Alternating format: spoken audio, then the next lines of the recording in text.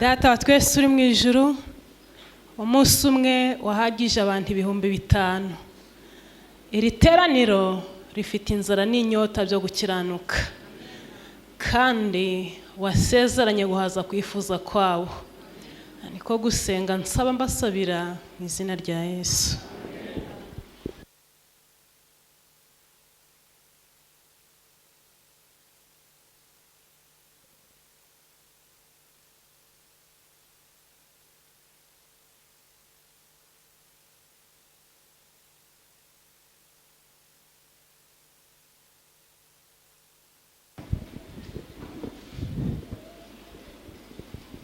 Haleluya. Reka iteraniro ryose kuduteranye dusabe Mwuka Wera kugira ngo abe ari we uyobora intekerezo zacu.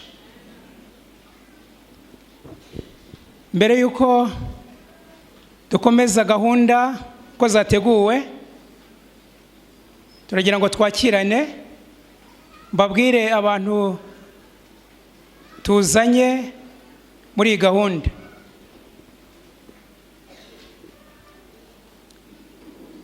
Murabona abadiyakoni bariya bambaye imyenda y'umweru, nagira ngo mbasabe bahaguruke. Aba nibo baza kudufasha mu gikorwa cyo kwakira ibyera by'Uwiteka, amaturo ndetse n'icyacumi. Turi kumwe kandi na korale God's Voice, ari nayo nihaguruke, nayo yiteguye guhimbaza Imana mu ndirimbo. Turi kumwe kandi n'ufite isomo kandi uza gusenga asengera iteraniro ndetse n'ababwiriza, yitwa Mugeni Esperance, nawe yahaguruka. Turi kumwe uri kumwe n'abari abadiyakoni ubahagarariye. Turi kumwe muri iyi gahunda witeguye kwakira amaturo ndetse n'icyacumi, witwa Umutesi Marie Louise, yahagaze. Hanyuma twese, nanjye uri kwakira muri iyi gahunda Ndayambaje Johnson, duherekeje ababwiriza babiri baza kutumanyagurira ku mutsima w'ubugingo. Mubwiriza wa mbere yitwa Zuba Hopla Shanice, nahaguruke. Turi kumwe kandi n'umubwiriza wa kabiri. Mubwiriza uyu wenda muvugaho cyane, murabizi ko tumaze ibyumweru 2 turi mu bihe byiza by'amateraniro y'ivugabutumwa, aho twari kumwe n'umuvugabutumwa witwa Daniel Nabayo. Uyu mubwiriza rero ni madame w'uwo mubwiriza, yitwa Nyirakabyiruke Jacqueline. Nta nubwo baje bonyine yahaguruka, kuko umuryango wose waje. Umuryango, ndavuga umuryango wa Daniel Nabayo, baje umugabo, umugore ndetse n'umwana, kandi yagiye kunda kubigaruka kenshi. Umwana nawe ahari yahaguruka, ndetse na Daniel nawe agahaguruka. Umwana yitwa Nabayo Carmel. Bagize neza, kabatambuke teraniro ribarebe. Ndagira ngo rero ndebe ko mwishimiye ko iri tsinda ringana gutya giteguye kubakorera, muryishimiye. Mubakire.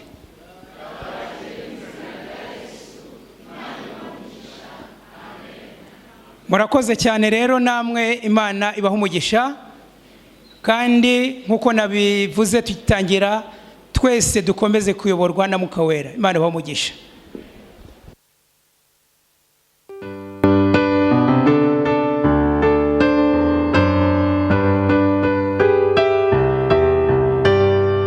Twese duhagaze 324 mbega igitabo.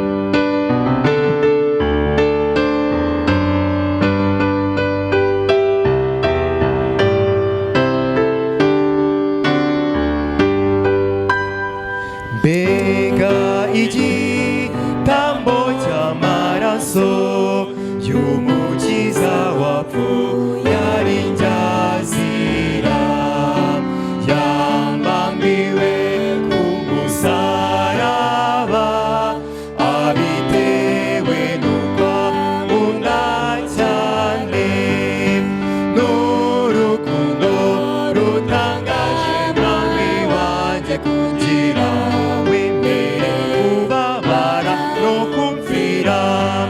Urukundo ruhebuje nirwo rwamuteye kumvira. Mbega urukundo rutangaje ngo rurancungura. Yasize intebe y'ubwami yase, yemera kunyita ngira ngo nkire. Narimbuze mfonda ruguru, imbabazi ze zirangoboka, maze urukundo rwe runtera umunezero, mererwa neza mu mutima wanjye. Urukundo ruhebuje rwamuteye kumvira. Mbega urukundo rutangaje ngo rurancungura. Nari maze igihe kirekire mboshywe n'umwijima w'ibyaha byanjye, maze kumenya ineza yawe, ukurikira mfite ibyishimo, kuko nari mbohowe ingoyi z'ibyaha, ndahaguruka ndagukurikira. Urukundo ruhebuje nirwo rwamuteye kumvira. Mbega urukundo rutangaje ngo rurancungura. Ndateka nshirwaho kuko ndi mu Yesu, nawe akaba ari muri njye. Nayimenyesha kubaho kwanjye, negera intebe ye ntacyo ntinya. Nambikwa ikamba nikesha uwancunguye, ntabwo nzahwema kumusingiza iteka ryose. Urukundo ruhebuje nirwo rwamuteye kumvira. Mbega urukundo rutangaje ngo rurancungura.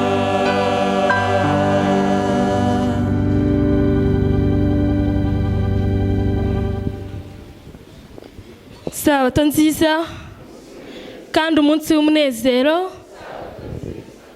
Dufate Bibiliya zacu turebe isomo riri mu butumwa bwiza uko bwanditswe na Luka, ibice 2, umurongo wa 10 n'uwa 11.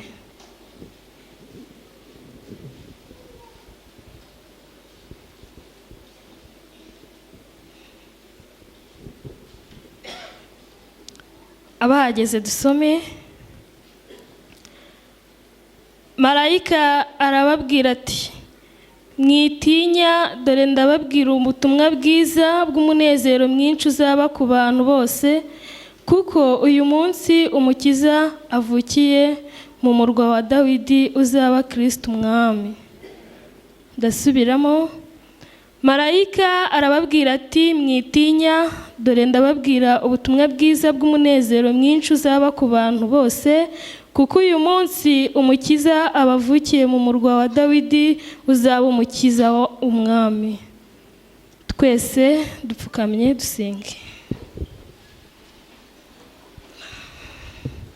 Uwiteka Mana nziza, urera kandi urakiranuka, ubihererwa icyubahiro. Tugushimiye yuko wadushyiriyeho umunsi mwiza wera w'isabato wo kuruhuka. Turakuraritse ngo uzubane natwe muri byose, kandi mwami tugushimiye gahunda ibaye, kandi tugushimiye gahunda yatambutse, wabanye natwe, ubihererwa icyubahiro. Nongeye kugushima cyane mwami, watwongereye abakizwa, ubihererwa icyubahiro. Reka ukize imitima yacu, reka uyeze kandi uyitunganye, tuzi neza ko ari izakubona. Kandi mwami nongeye gusenga cyane, nsengera ababwiriza bagiye gutambuka imbere yawe. Mwami reka ubeze kandi ubatunganye, reka amagambo baza kuvuga aze gukiza imitima yacu, kugira ngo tuzakubone turi ishyanga rigari.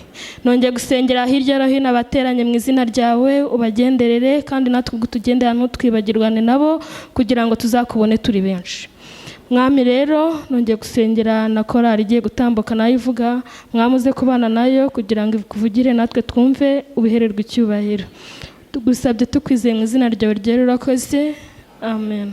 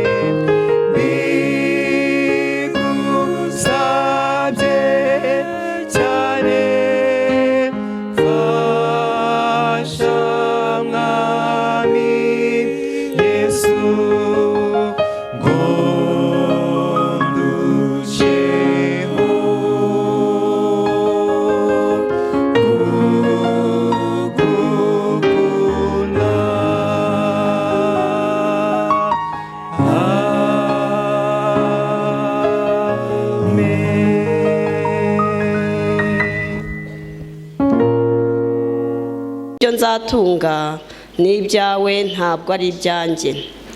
Icyo nicyo ndetse nicyo nzaba cyo, icyo ndicyo ndetse nicyo nzaba cyo, ni wowe mbikesha. Ibi bigomba kuba izingiro ry'ubudahemuka bwacu, ni ugusobanukirwa yuko ibyo dutunze byose ari iby'Imana ituyobora ku kwitanga tutizigamye. Uri umukiza wanjye kandi wabaye incungu y'ubuzima bwanjye. Iki nicyo kintera gukora. Ntabwo nkora kubwo gushimwa cyangwa kubw'ubufasha mpabwa, ahubwo nkora kubw'agakiza Imana yampaye. Mfasha kubona ubutunzi bushobora gukoreshwa kubw'icyubahiro cy'izina ryawe. Dore uko izo ngingo zishyirwa mu bikorwa. Dushobora kumara ubuzima bwacu bwose tuvuga ingingo ya mbere n'iya kabiri mu magambo, ariko ingingo ya gatatu yerekeranye n'ibikorwa kandi n'umusaruro uva ku gusobanukirwa neza yuko ibyo dutunze byose ari iby'Imana, kandi yuko twaguzwe amaraso y'igiciro cyinshi. Iyo dukoresheje iby'Imana yashyize mu biganza byacu mu buryo butarimo gushishoza cyangwa tugamije guhaza ibyifuzo byacu, tuba dukora nka ba nyirabyo, tukibagirwa ko turi ibisonga. tuba mu muryango w'abantu bashakira ibibanezeza mu kwirundanirizaho ubutunzi.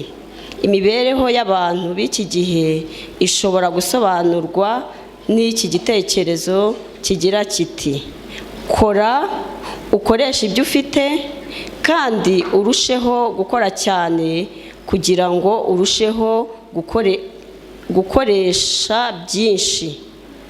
Ari byo bituma abantu bifuza ibyo badafite uyu munsi, bagamije guhaza irari ryo kwifuza kwabo. Icyo duhamagarirwa ni ingenzi kuzirikana ko ibyo dutunze byose ari iby'Imana kandi ko tugomba kuyigarurira icya cumi kugira ngo gikoreshwe mu murimo wayo. Kubera ko byose ari ibyayo, tugomba kuyiringira kugira ngo iyobore intambwe zose mu mibereho yacu. Uyu munsi ni umunsi wo kongera kuvuga tuti: Mwami, ndashaka ko ibyo mfite byose bikoreshwa ku bw'icyubahiro cy'izina ryawe. Imana, mbere ya byose dusenge. Turagushimye Data, turagushimye ko waduhaye ubutunzi. Uko wabuduhaye kose turabigushimiye kandi turabwakiriye. Duhe kubukoresha mu murimo wawe kandi turinde kwihimbaza. Duhimbaze wowe wabuduhaye mu izina rya Yesu. Amen.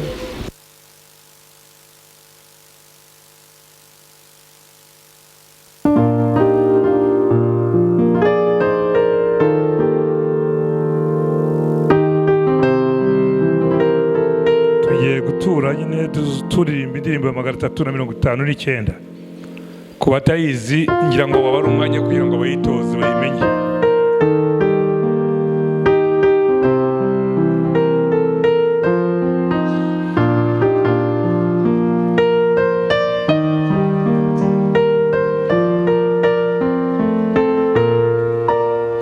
Umucyo uva mu ijuru uyobora abagenzi, uzadufasha tugere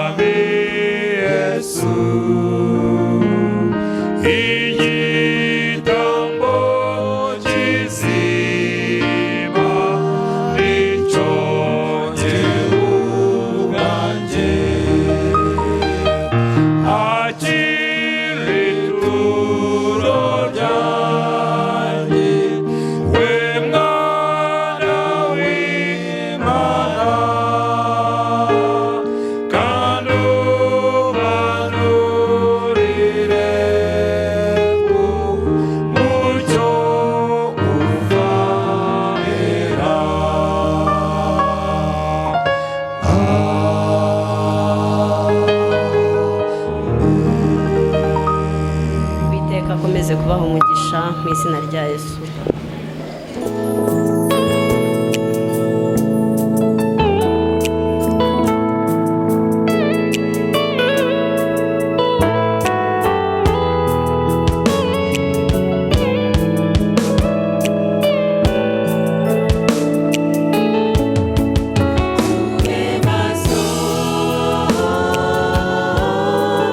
Yes, I have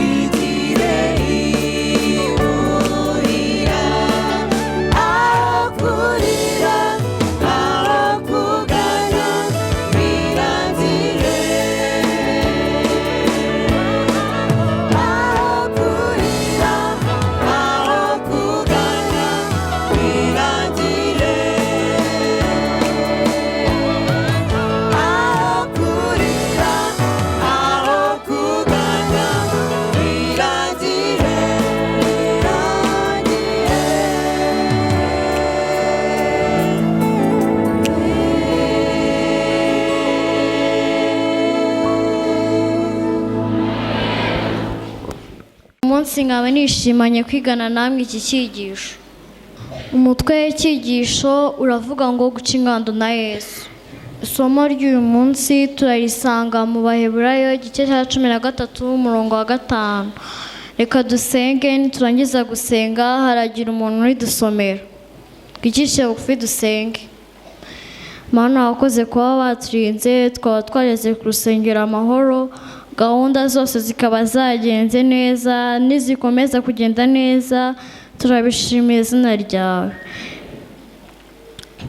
Wakoze kuba waduhaye imbaraga zo kuza no ku rusengero, turabishimira izina ryawe. Izi gahunda nizikomeza kugenda neza, turabishima izina rya Yesu, amen. Isomo ry'uyu munsi turayisanga mu Baheburayo igice cya 13 umurongo wa 5. Haravuga ngo ntimukagire ingeso zo gukunda impiya, ahubwo mujye munyurwa n'ibyo mufite, kuko ubwayo yavuze iti sinzagusiga na hato kandi ntabwo nzaguhana na hato. Murakoze cyane. Ndabaramukije mwese Ronda Mukanda bitabiriye uyu munsi muri he.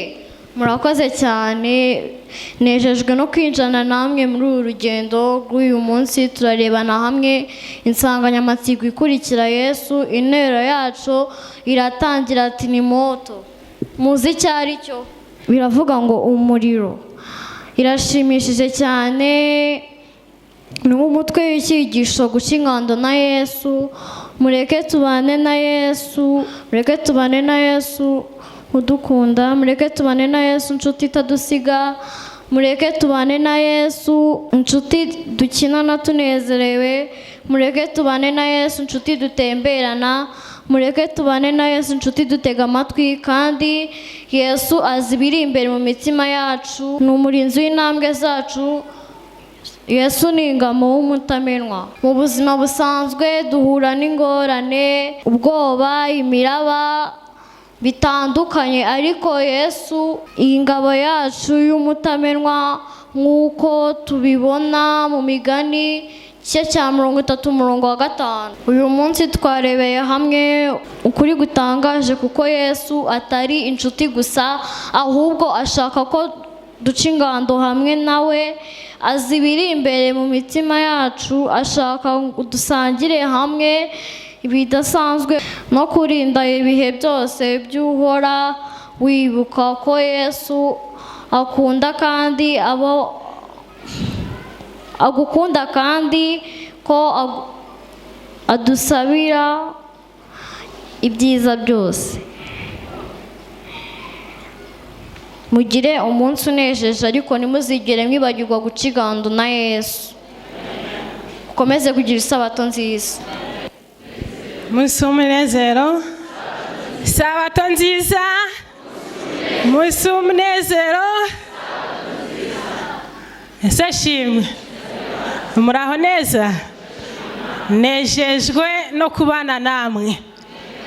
Umwana akoze kutwigisha, ariko siko mutavuze ngo amena cyane. Aho yewe se ntatubwiye kutibagirwa guca ingando nande? Twese tuti murakoze cyane. Ni amanota tugomba guha umwana, sibyo? Reka dushimire Imana yacu yadushize mu itorero ry'ukuri. Izina ry'Imana nirihimbazwe. Rero nk'uko babibabwiye, izina ryanje ni Nyirakabyiruke Jacqueline. Ni izina ni kilometrike, ubyumva utyo rero nta kundi, ni izina rirerire cyane. Umuryango wacu turababwiriza butumwa twese. Njyewe umugabo n'umwana mwamubonye, rero niwo muryango dufite. Twese turababwiriza butumwa. Njye n'umugabo turabakoroporuteri, umwana ni umurayiki, umukorerabushake, sibyo? Rero twabasuye kubw'umunezero, twumvise mumaranye ibyumweru 2. Muraho neza? Reka mbashimire uburyo mwagerageje kugaragara mu materaniro y'abera. Izina ry'Imana rihimbazwe. kandi nahoze ndi kwitegereza sheri nkabona yaratukuye. Umva mwamufashe neza, Imana ibahe umugisha. Burya rero kwa Yesu zirakamwa, ubundi se yararabura iki? Reka mbashimire rero uburyo mwabanye nawe, kuja ndakubita akajisho nkabona yaratukuye cyane, mwarakoze cyane. Reka nshimire gahunda nziza nabonanye itorero ryanyu, izina ry'Imana nirihimbazwe. Ikindi cyanshimishije ni abaririmbyi baririmba indirimbo za 500. Yego baramfasha cyane, kandi nshimishijwe no kumva ijwi ry'umuntu witwa Gerard, ndyumva ku ikoranabuhanga, noneho uyu munsi ntashye ndyumvise amaso ku maso. Abaririmbyi ndetse nawe baramfasha ku rwego rwo hejuru. Burya rero mbese mugira ngo umuswa yashobora gukopera, burya umuhanga niwe ubuzi gukopera. Yigisha indirimbo saa 12 kuwa mbere w'isabato mu gitondo, ngakurikira ukuntu yabanje amanoti, ngakurikizaho amajwi, nuko kandi ikiganiro kigasubiraho kuwa gatanu w'isabato saa 3:20, ubwo mba ni maso mbese manakurikiye cyane. Maze asigaye rero nanje natwe itorero ryacu turabizera benshi nk'igihumbi 200. Muri iryo torero rero nanje nigisha indirimbo za 500. Ubwo rero kuko nabikopeye neza guhera mu manoti no mu majwi, sibyo ra? Maze ubwo nanje nkabyigisha nk'umuntu wabivumbuye.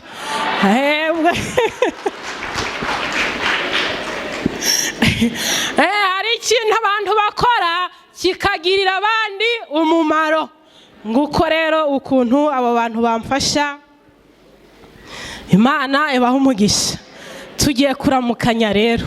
Burya hari ukuntu wifuje kundamutsa ntibikunde. Yego rero tugiye kuramukanya, aho ugiye kubwira uwo mwicaranye uti Yesu ngo mutahe, agusubize ngo mutahane. Buretse none rero ibyo nibirangira, nanje muri rusange ndavuga ngo Yesu ngo mutahe, maze mumbwire ngo dutahane. Ngaho dutangire.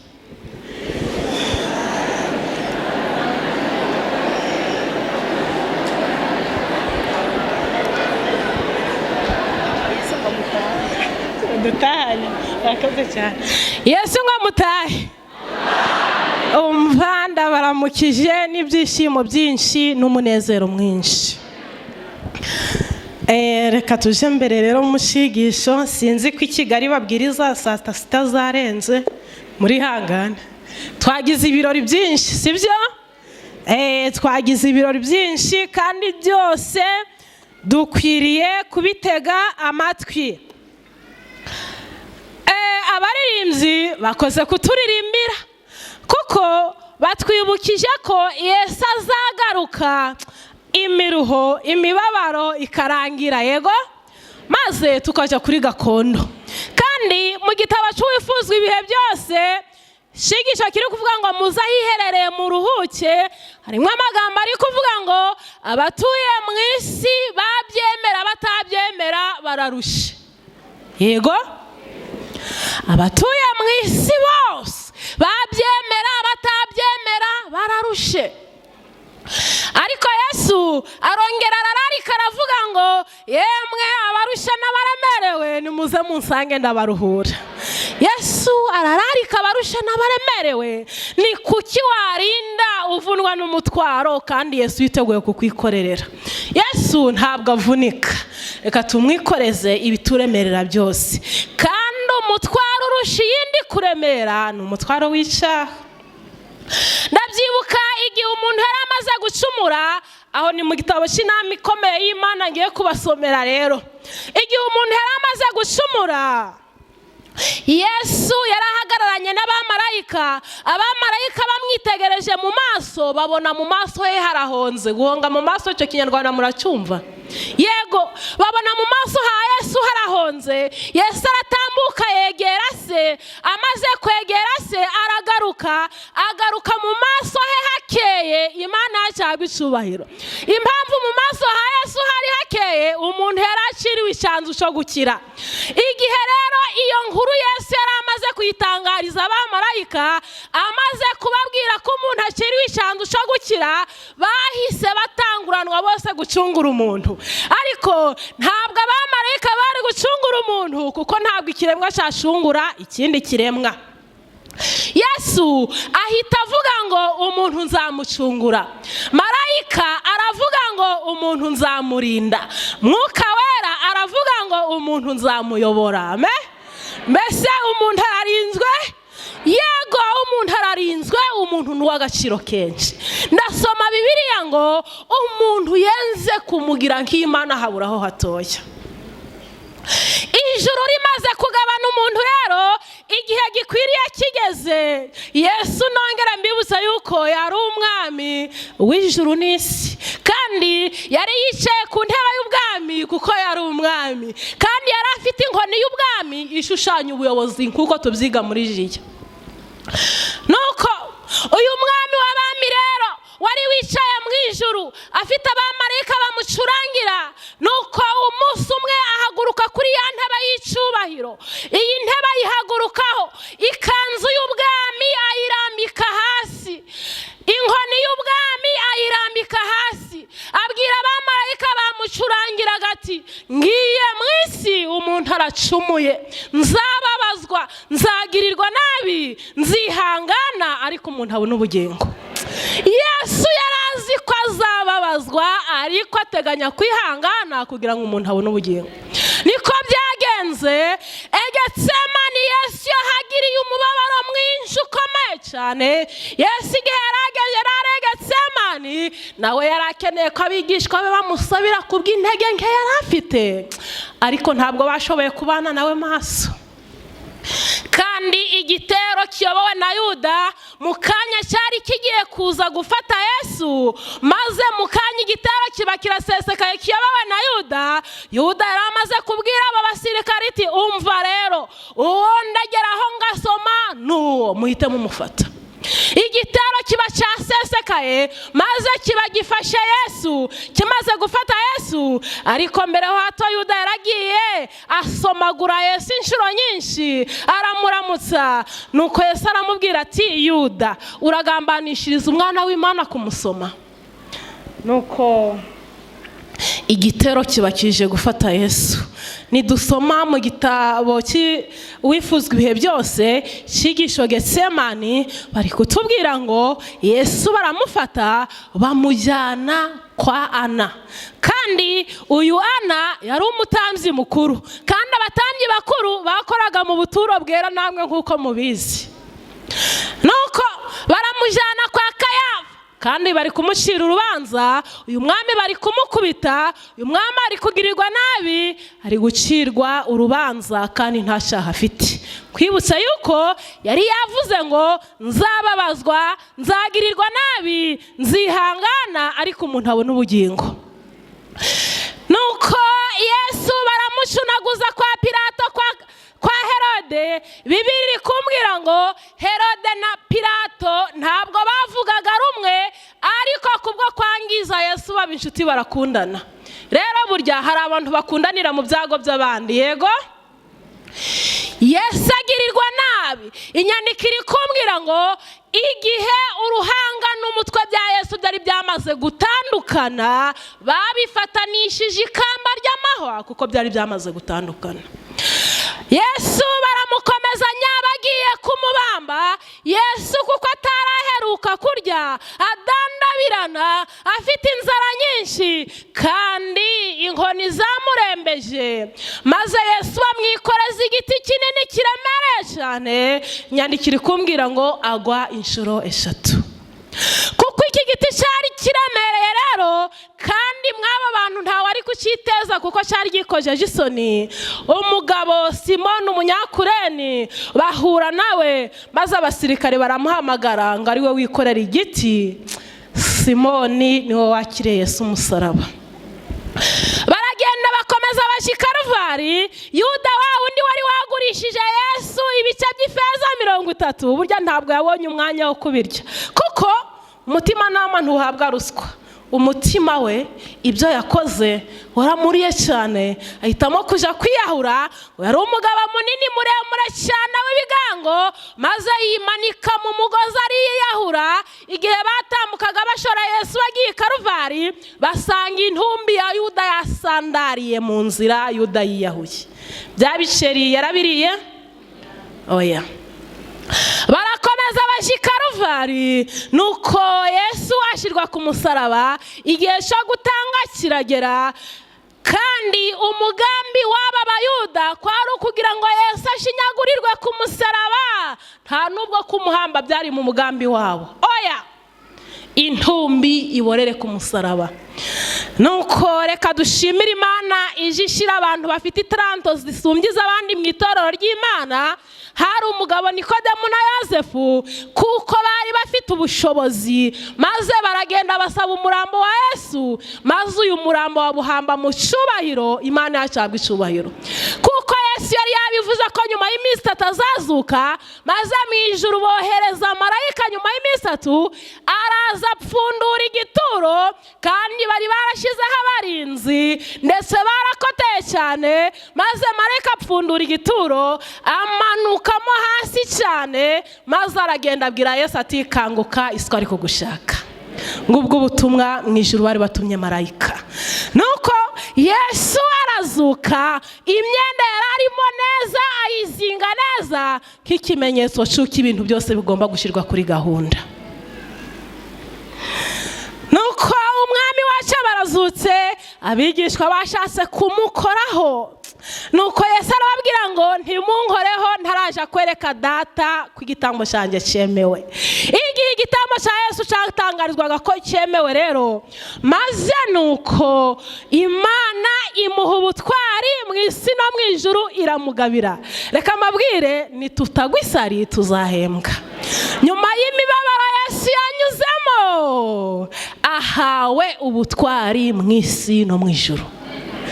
Amaze guhabwa ubutwari mu isi no mu ijuru rero, maze nawe atugabira umurimo. Imana yacabwa icyubahiro. Ati mugende mu mahanga yose, mwigisha abari mu isi, abizera mubabatize mu izina rya Data wa twese n'Umwana n'Umwuka wera, kandi dore ndi kumwe namwe iminsi yose. Dufite Data wa twese ufite ubutwari mu ijuru no mu isi. Dufite Data wa twese uyoboye ijuru n'isi. Naho wabona kuri insuzugurwa, uri uw'agaciro mu maso y'Imana. Hari igihe wireba ukabona uri umukene ukitesha agaciro. Oya, agaciro kacu kabarirwa mu maraso ya Kristo. Turaba agaciro kuko twaguzwe amaraso y'igiciro. Kugira ngo byumve neza, umwana umwe ise yaramubwiye ati niwiga cyane ugatsinda, nzakwigisha mu kigo cyigamwe abana b'abaperezida. Uyu mwana niko byagenze, ariga aratsinda. Ise amujyana muri iki kigo, kandi ise nubwo yari umukire, ariko we ntacyo yakoraga, nta nubwo yari ayoboye n'isibo, ariko yari umukire. Umwana we amujyana mu kigo cyigamo abana b'abaperezida. Abana rero bageze mu mashuri, buri wese arivuga akavuga ati nitwa uryana turuse n'ahangaha. Abana batangira kwivuga, nitwa Matayo, data ni perezida wa Amerika. Nitwa Luka, data ni perezida wa Uganda. Nitwa Mariko, data ni umwami w'Ubwongereza. Kandi uyu mwana ise nta nubwo yarayoboye ikira. Uyu mwana watekereza ngo nibamugera haravuga ngo iki, yari afite ikibazo, yari ari kudagadwa, ari kwibaza ese abandi bana base ni ba perezida, papa yandenganije kuko yanzanye muri iki kigo. Aratekereza, arongera aratekereza. Byanga bikunde, kuko bari kumugeraho nawe yari kwivuga. Yego, umwana bamugezeho, nuko nawe arahaguruka yivuga neza ati nanjye nitwa Karumeli, data ni umwami w'abami. Amen. Mbese yari abarushije bose, dufite data umwami w'abami, dufite data uyoboye ijuru n'isi. Rero agashusho dufite uyu munsi nuko twacunguwe. Magambo tugiye kwiga aravuga ngo intangiriro y'umunezero. Mu gitabo cy'abacamanza mu gice cyaho cya 19, Shamanza igice cyaho cya 19, reka dusome twumve. Intangiriro y'umunezero. Hariho umugabo washatse umugore. Uyu mugabo amaze gushaka umugore, kandi abanyarwanda numva bavuga ngo ukurusha umugore ngo abakurushikira. Buriya yari yiteguye umunezero kuko yari agiye kugira umugore nawe akaba umuntu usobanutse. Bigenda bite rero? Uyu mugabo amaze kuzana uyu mugore, uyu mugabo wari witeze umunezero. Nuko muri iyo minsi nta mwami. Mu gitabo cy'abacamanza mu gice cya 19 n'umurongo wa mbere, muri iyo minsi nta mwami Abisirayeli bari bafite. Nuko hariho umuriro wasukiye mu gihugu cyo hirya y'imisozi miremire ya Efurayimu, ashaka umugore. Umurongo wa 2, bukeye umugore w'uyu mugabo, umugore we aramuhararukwa. Bigenda bitera? Kandi yari yiteze iki? Yari yiteze iki? Yari yiteze umunezero. Amaze kuzana uyu mugore, bukeye aramuhararukwa. Wese ubwo wazanye umugore bugaca akaguhararukwa nta kibazo cyaba kirimo. Nuko aramuhararukwa.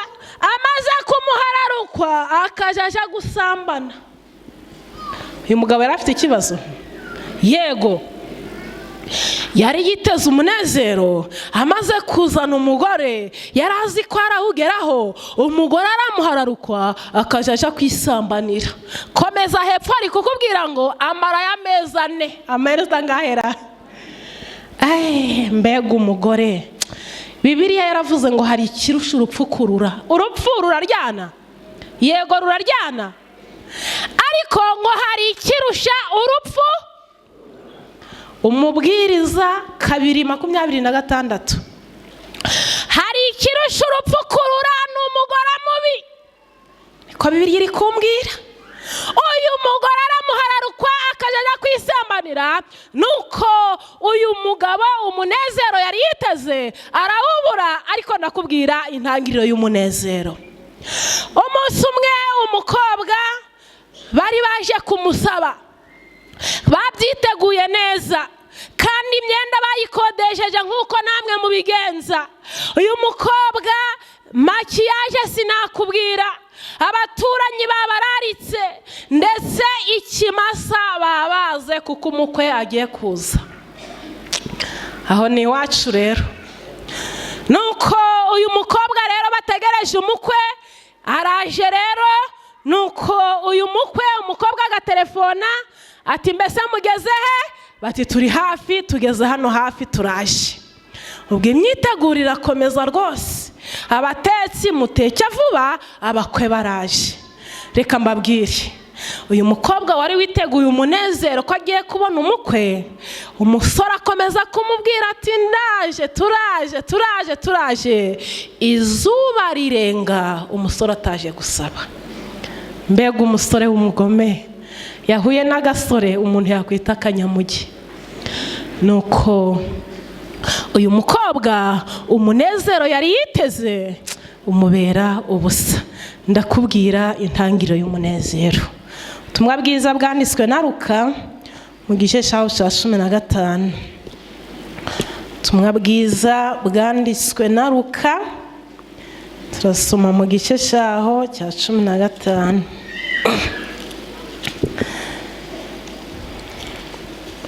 Turaza kuhabona umusore nawe wari witeze umunezero. Umusore nezero yari witeguye neza ko ariko biramugendekera. Nuko nawe ntibyamugendekera uko yari abyiteze. Mu gice cya 15 umurongo wa 11. Kandi arababwira ati hariho umuntu wari ufite abahungu 2. umuherereza abwira se ati data mpa umugabane w'ibintu unkwiriye. Nuko ise agabanya amatungo ye. Iminsi mike ishize umuherereza ateranya ibintu bye byose aragenda ajya mu gihugu cya kure. Erega nawe uhawe amahirwe yo kurira indege ukajya mu gihugu cya kure, mbese ubusobanutse. Uyu musore nawe abwira se, kuko ataragikeneye kugengwa na se, amategeko ya se, inyandiko iri kumbwira ngo yaramubangamiye cyane. Abwira se ati umva rero data, mpa umugabane w'ibintu byanje. Arangije abivunjishamo amafaranga, maze uyu mwana w'umuhungu mu gitabo cy'imigani ya Kristo bari kumbwira ngo uruhago rwe rwari rwuzuye amafaranga. Yari umubose? Yego. Uyu musore ufite uruhago rwuzuye amafaranga rero yigiriye mu gihugu cya kure, aragiye, kandi nusa nk'uri kumurebesha amaso, aragenda avec la fierté kuko afite ifaranga. Uyu musore aragenda atandukana na se ngo agiye gushaka umunezero urenze uwo yari afite. Uyu musore rero mu gitabo cy'imigani ya Kristo bari kumbwira ngo inshuti mbi zimutahaho. Enkira inshuti mbi. Elina White yaratwandikiye mu gitabo cy'inama zigira itorero ngo mbwira ubana nawe, nawe ndakubwira uwo uriwe. Ndashaka kukubwira yuko abantu bose ntabwo ari inshuti. Inshuti ukwiriye kuyihitamo. Inshuti ukwiriye kuyihitamo. Inshuti mbi ziba zitaje kuri uyu musore. Inshuti mbi zimaze gutaha kuri uyu musore rero zimufasha kwaya y'amafaranga mu busambanyi, mu biyobyabwenge, maze y'amafaranga ya wa musore arashira. Reka mbabwire, kugira amafaranga ni ikintu kimwe, no kumenya kuyacunga ni ikindi. Nkwibutsa ko agenda yagiye afite uruhago rwuzuye amafaranga, inshuti mbi zimaze kumutahaho, amafaranga yayisha ubugoryi bwe, amafaranga arashira. Muri icyo gihugu hatera inzara nyinshi. Inzara imaze gutera, uyu mwana w'umuhungu ibintu biramushobera, kandi akaba mugani w'Abanyarwanda ngo ukize baraza. Ubwo yari afite ifaranga yabonye inshuti zimugenderera, ariko ubwo zari zishize ntiyabonye n'imwe. Yego. Nuko uyu musore inzara itera muri iki gihugu. Inzara imaze gutera buri uko abigenza. Kwibutsa yuko yari yagiye gushaka umunezero. Inzara imaze kumwica, aja gushaka akazi. Amaze kujya gushaka akazi, icyakora abona umubose ufite ingurube. Nuko aramubwira ati akazi ka nyuma gahari gasigaye nako kuragira ingurube. Kandi kuko nta kundi yari kubigenza, izi ngurube uyu musore ajya kuziragira. Nkwibutsa yuko yamanutse afite uruhago rwuzuye amafaranga, ubu bwo ari kubarizwa mu ngurube. Kandi yifuzaga gusigarizwa n'ingurube, kandi kuko n'ingurube zitabonye ibizihaza ntabibone. Umunsi umwe turi ku ishuri, ingurube yari ifite ibibwana, batinze kuyisukira ibijumba, ihita ikanjagura bya byana byayo. Ni ikizira koko. Uyu musore rero wa undi wamanutse afite uruhago rwuzuye amafaranga, ubu bwo yibereye mu ngurube. Umudendezo yari ashaka arawubuze. Inzara imaze kumwica, aratekereza, arongera aratekereza. Inyandiko iri kumbwira ngo abuze epfo na ruguru. Abuze epfo na ruguru, atekereza ko se ari umunyambabazi. Nuko aratekereza, arongera aratekereza, yisubiramo. Iri jambo shaka kuryitaho cyane. Yisubiramo. Aratekereza, abuze epfo na ruguru, yisubiramo. Aratekereza ati kwa data bararya bagahaga, naho njyewe inzara igiye kunsinda ino. Reka mpaguruke nje kwa data, nje kumusaba imbabazi. Afashe icyemezo cyiza. Reka mpaguruke. Amaze kubura epfo na ruguru, atereka mpaguruke nje kwa data. nje kumusaba imbabazi. Umwana arahaguruka, ntabwo yagize isoni, yatekereje ko agira urukundo, maze umwana aragaruka. Amaze kugaruka, nyandikire kumbwira ngo igihe yabonaga, igihe umwana yagendaga akayira yanyuzemo agenda, ise ntabwo yigeze agakuramo amaso. Iyo umwana agarutse, amaso y'urukundo abona vuba, ise amubona akiri kure. Amubonye akiri kure rero, kuko uyu mwana yari yarahindanganye, inzara zarashokonkoye, umusatsi warashokonkoye, imyenda yaramucikiyeho, ise ntabwo yemeye ko abaturanyi bamwisekera ngo bamubone.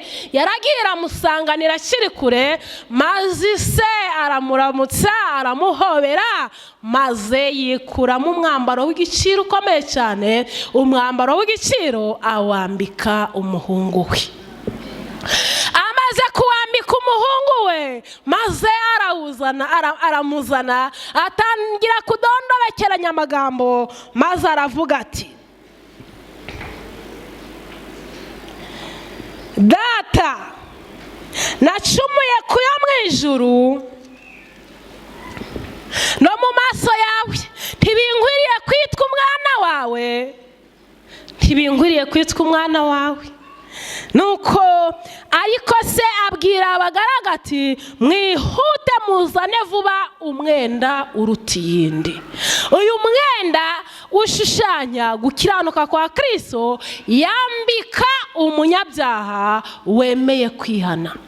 Intangiriro y'umunezero ni ukwisubiramo ugasanga data akakwambika gukiranuka kwe.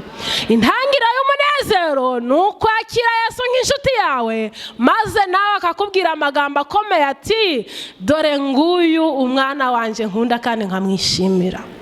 Intangiriro y'umunezero ni uko wemera Yesu akagukura umutwaro ku bitugu ukuremereye w'icyaha, maze ukaba umwana w'Imana rwose. Nk'uko nidusoma mu gitabo cy'umugenzi, Mukristo nawe ari ku musaraba, yikoreye umutwaro w'ibyaha umuremereye cyane, kuko yari yamaze kumenya yuko isi igiye kurimbuka. Amaze kumenya ko isi igiye kurimbuka, ashaka kwigira muri gakondo nziza, ariko yari afite ikibazo cy'umutwaro umuremereye w'ibyaha. Mukristo aragenda, yanyuze mu nzira zikomeye cyane, ariko aho yari agamije ni ugutura kuri Yesu umutwaro we w'ibyaha. Mukristo igihe yari ageze kuri Yesu, igihe Yesu yari amaze kumutura umutwaro w'ibyaha umuvuye ku bitugu, maze aririmba indirimbo ikomeye cyane, kuko yari azi uko umutwaro w'ibyaha ushengura, kandi kuko yari azi yuko Yesu Kristo ari ukwiriye kumutura uyu mutwaro, kuko yari azi yuko amahoro ashobora kuyabonera ku musaraba. Reka nkubwire, hari igitabo cyo gusenga cyaje, hari harimo amagambo avuga ngo amafaranga ashobora kugura uburiri bwiza ariko ntiyagura ibitotsi. Amafaranga ashobora kugura inzu nziza ariko ntiyagura umunezero. Uyu Mukristo rero yarazi neza yuko umunezero, ndi namwe ndabararikira kubonera umunezero ku musaraba. Nuko maze Mukristo rero igihe yari atuye umutwaro w'ibyaha ku musaraba, aririmba indirimbo ikomeye cyane, iteka nagendaga ndemerewe n'ibyaha, ntihagire ikibasha kumara umubabaro, kugeza ubwo nageze ahantu heza cyane, hangiriye umumaro ntazibagirwa ukundi. Iri ni itangiriro ry'umunezero wanjye, aha ni umutwaro wamvuye ku mugongo. Ndashima umusaraba, ndashima nziza, ariko cyane cyane ndashima uwambambiwe. Intangiriro y'umunezero ni ugukurwa umutwaro w'ibyaha ku bitugu, maze Yesu akatwambika gukiranuka kwe, maze Yesu akatwambika ikanzu yo gukiranuka kwe, maze Yesu akatubabarira ibyaha byacu. Mbese waba nawe wumvishe neza intangiriro y'umunezero, ukaba wari umaze igihe kirekire wishakira ahandi hantu, ukaba umaze kumenya neza intangiriro y'umunezero? Niba umaze kubimenya neza, hagurukira aho uri dusenge Imana.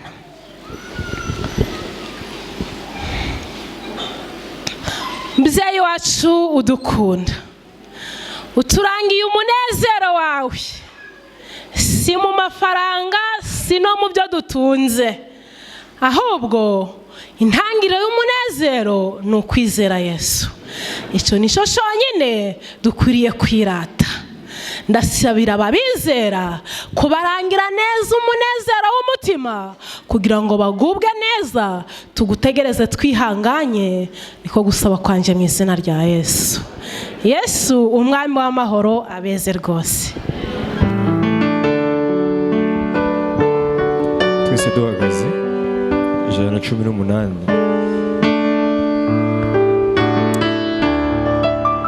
Ndumva umukiza ambwira ko muzi imbaraga, ngo njye musenga iteka, ntacyo nzamuburana. Yaniriye imyenda yose,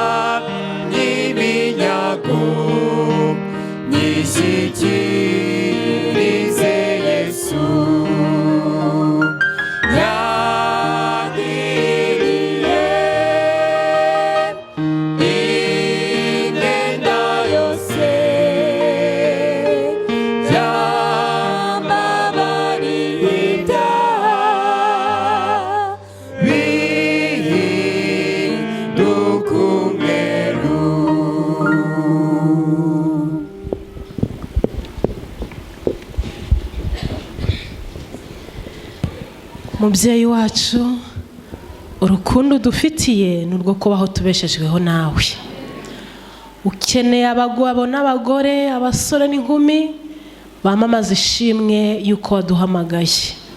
ibi ngibi urifuza ko tubikora kamere yacu itabigizemo uruhare. Kristo wenyine ari utwaye ubugingo bwacu. Ubidushoboze mu izina rya Yesu.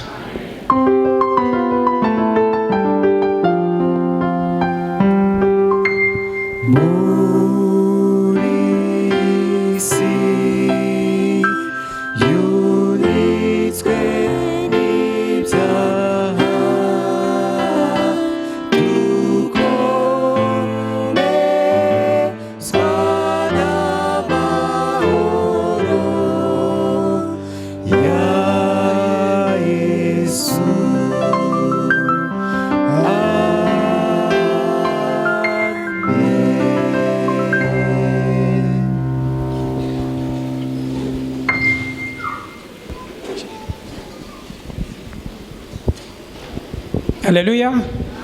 Ntabwo bisanzwe ko nyuma y'ikibwiriza tugira ikindi kintu twongeraho, ariko kubera ko twagize mubatizo namwe urabizi, hari itangazo ryibagiranye ababatijwe bose bagiye kuba basiga hano gato mu rusengero, kandi turasaba abayobozi kugira ngo baze kumenya abantu babo bagiye babatizwa mu bihande byabo. Abo nabo bagomba kubyitaho. Ababatijwe barasigara, hanyuma Pathfinder ndetse na Aventurier bo bagiye kumanuka ku mashuri. None ahangaha hari gahunda abayobozi baza kubabwira. Imana ibahe umugisha.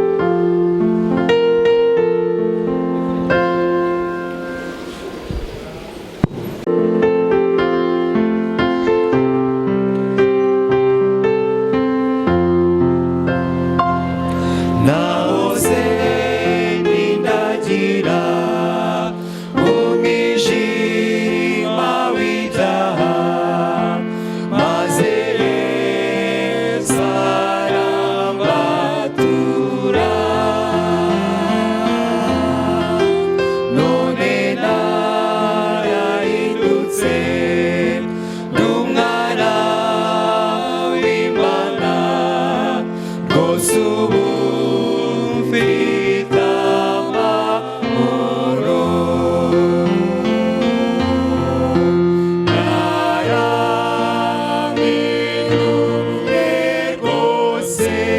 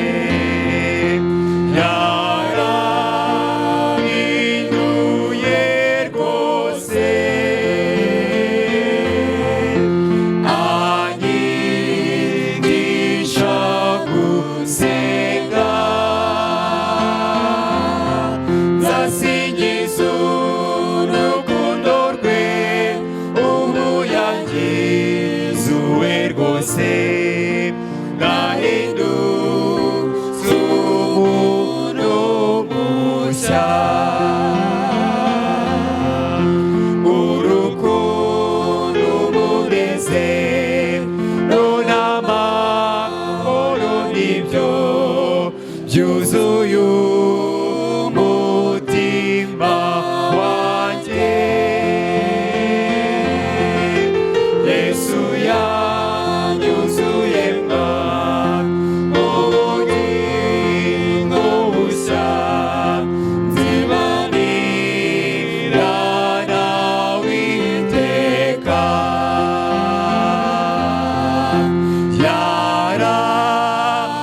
yarampinduye rwose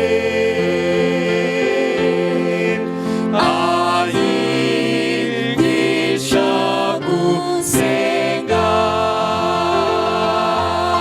nzasingiza urukundo rwe ubu yangizuwe rwose nahindutse umuntu mushya abagize igihande cya Kamuhoza bagaruke mu rusengero. Kwiringira TV, ubutumwa bwiza kuri benshi, gukizwa kwa benshi. Matayo 24 umurongo wa 14.